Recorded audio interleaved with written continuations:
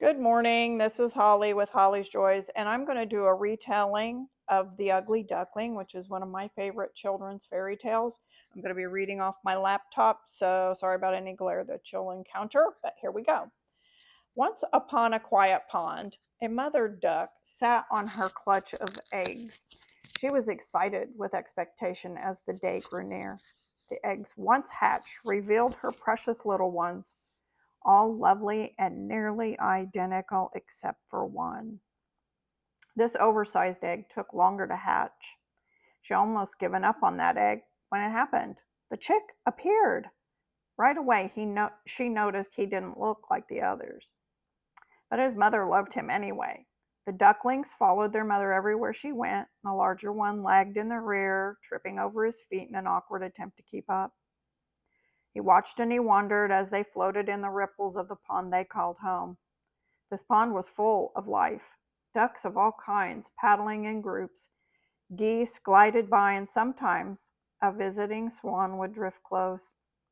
The larger duck tried to be like his siblings. He honked when the others quacked, made his clutch giggle a little, not in a mean way, just noticing the difference. Sometimes differences do make us laugh. The others fluttered their wings. He flapped because his wings were large and awkward. He struggled to be like them, but he just wasn't. Each time he looked down at his reflection, something seemed different too. Not wrong, just just not quite the same as the others. Questioning silently in his mind, this larger duck compared himself from the shape of his wings to the brightness of his feathers and even the angles of his beaks.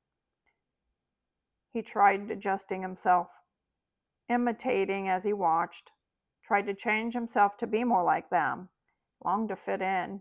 At times he felt frustrated. Why do I have to be so weird? Why do I stumble? Why do my wings wobble?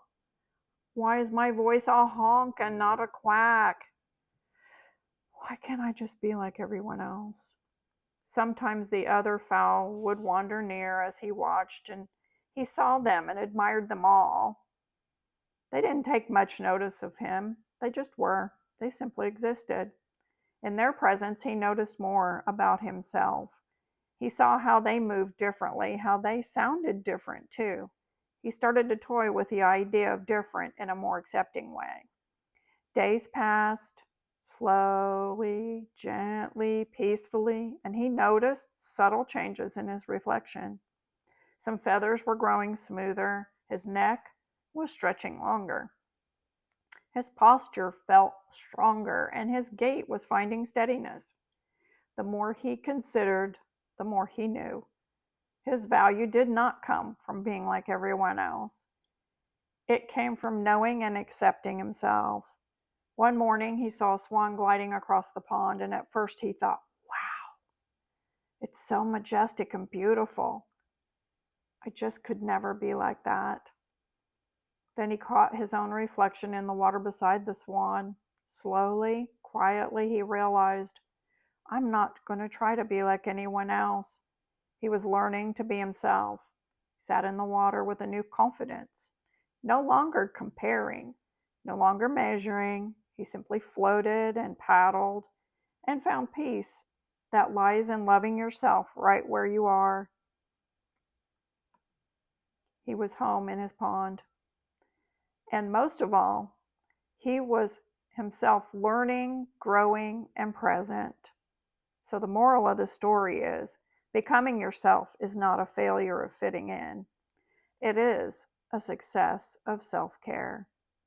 And we'll see you next time. Thumbs me up, do all the things, subscribe, follow, share. We'll see you next time. Bye.